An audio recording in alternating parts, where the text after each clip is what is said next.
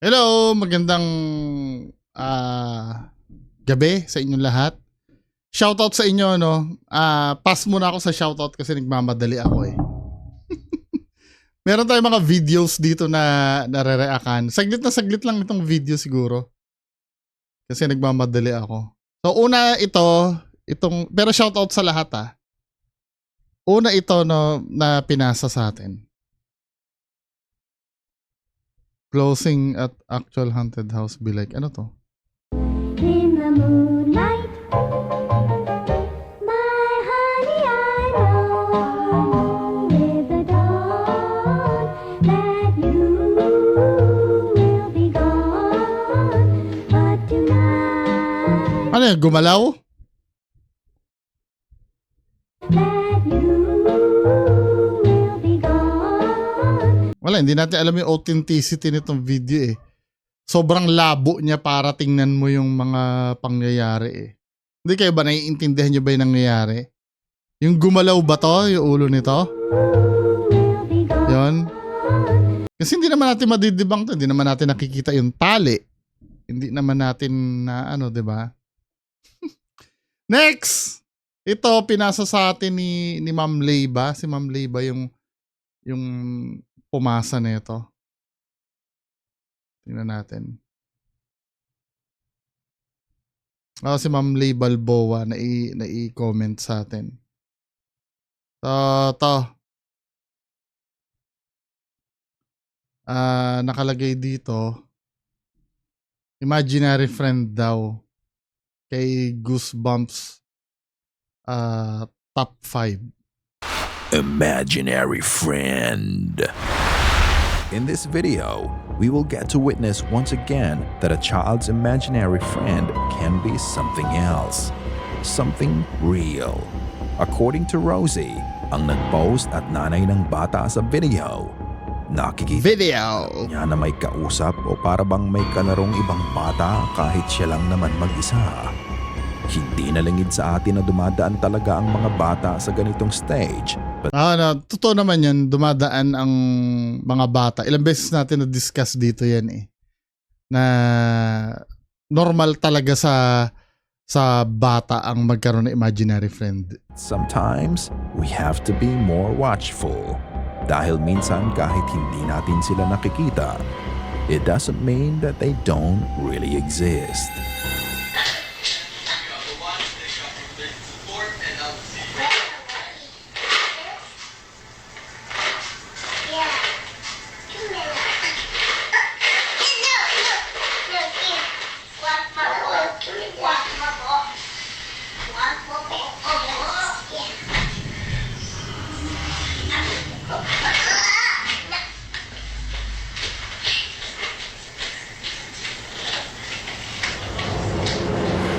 Makikita mo ang anak ni Rosie sa kusina na may kinakausap, as if she is offering her chips to someone or something.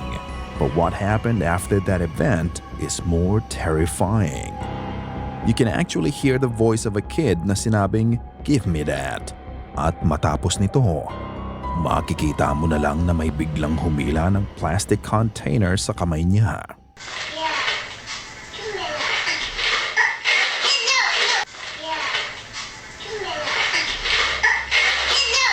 Malakas ang pagkakahila sa container at ang mas weird, makikita mo mismo na nag-tighten ang grip ng bata sa lalagyan at hinihila niya pabalik ang container. Di naman, parang Hindi normal isang lang. beses na hinatak ng imaginary friend ang dala niya.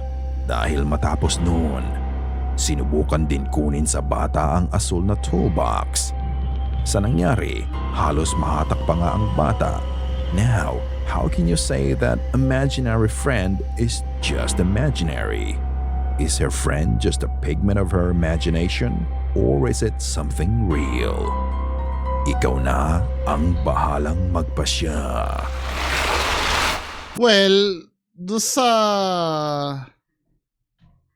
dito, ang nagbibigay ng credibility dito sa video na to, alam nyo kung ano, bata kasi yung gumawa eh.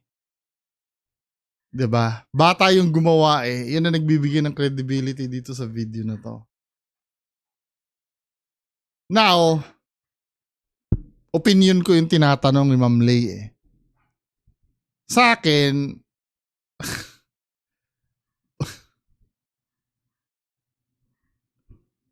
I'm sorry to disappoint, no?